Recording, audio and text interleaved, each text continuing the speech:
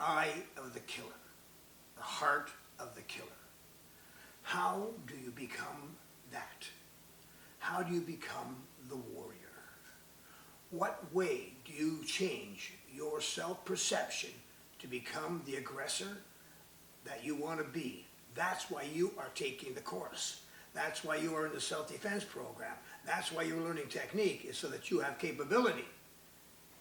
So how do we change our perception to change the brain to become capable? It's very easy. It's systematic. It takes time.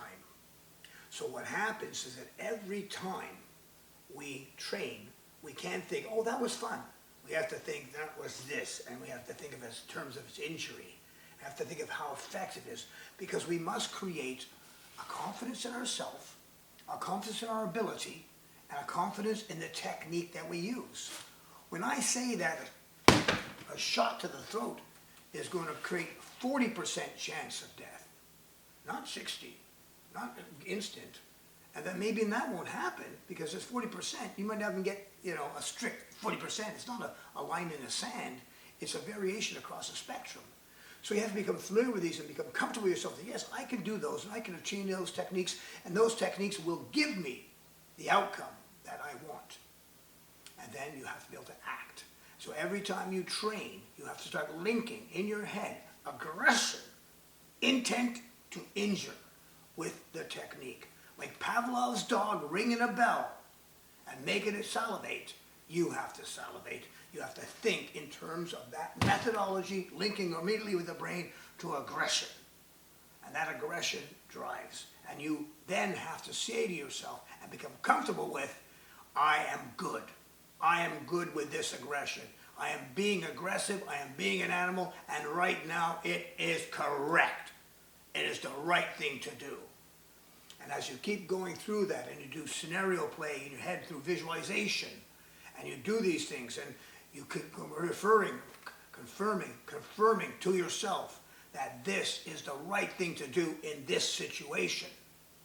And you play out your head with scenarios and saying, this is a time to do that. That is a time to do this. I'm willing to fight for that. I'm not willing to fight for this. These are concrete steps to create capability to do what you need to do when it's done, because you're familiar and you've already given yourself the license. So we control the narrative in our head. We replace the negative narrative with intentional positive narrative. We don't listen to the negative and then do, no. When we get the negative, we stop it and we intentionally install with our inner voice that internal narrative, positive. It's good to do this. You have done well. This is correct. This is within our society. They respect this. This is what they respect. This is what they expect people to do in these situations, and I am doing it well. This type of narrative, played over and over in your head, will shift the dynamics of your personality and your perception, your self-perception to yourself, to fitting yourself in a voluntary situation where you can act correctively. So, change the narrative. Repeat the narrative. Repeat the scenario. Create the scenario that drives the narrative. Create the actuality of capability through your aggression and your license to act. Create the license to act. Have a great day.